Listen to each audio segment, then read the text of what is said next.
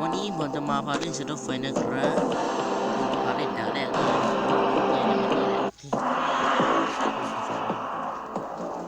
ซึ่งเราก็อ่านเป็นภาษาไทยคือ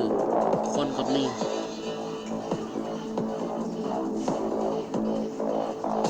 จะพูดคำก่อนตรงไหนว่าต้อง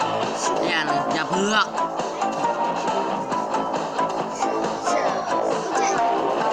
นี่มาทุกทีใครมาผมไม่ได้แอบดูบอกคนดูนั่นเองตายหา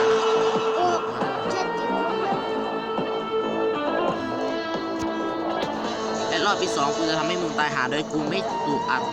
ซึ่งเป็นไปไม่ได้หรอกเพราะมันหนังหัวที่ผายเลยเพราะมันไม่อาบน้ำสักทีวิ่งเชื่อ